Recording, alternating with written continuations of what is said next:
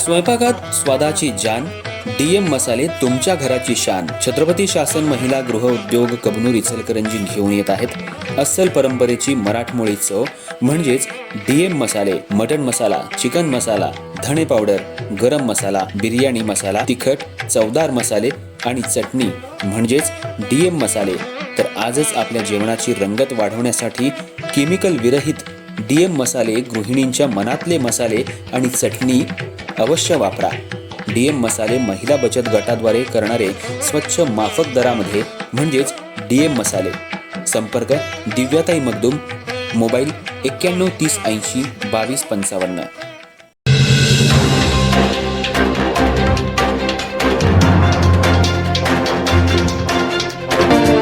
इचलकरंजी शहरातल्या डॉक्टर बाबासाहेब आंबेडकर पुतळा परिसरात आंबेडकर जयंतीनिमित्त सुरू असलेल्या कार्यक्रमादरम्यान 2 गटांमध्ये तुंबळ हाणामारी झाल्याची घटना घडली.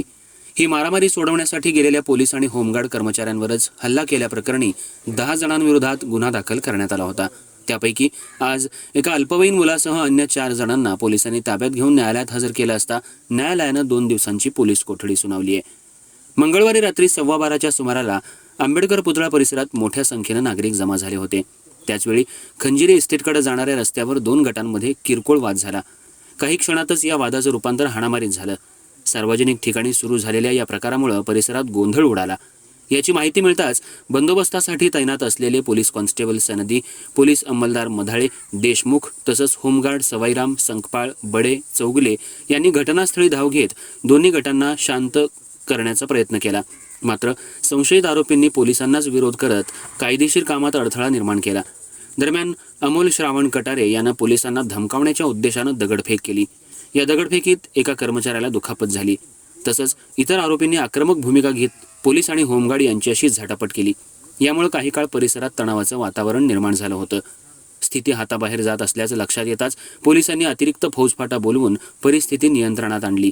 या प्रकरणी कृष्णा श्रावण कटारे, अमोल श्रावण कटारे, सिद्धार्थ नागेश विधाते, सूरज नागेश विधाते, ओमकार विधाते यांच्यासह अन्य 5 ते 6 अज्ञात इस्मांविरुद्ध बेकायदेशीर जमाव जमवणं, सरकारी कामात अडथळा निर्माण करणं तसंच कर्मचाऱ्यांना मारहाण करणं अशा विविध कलमांखाली गुन्हा दाखल करण्यात आलाय.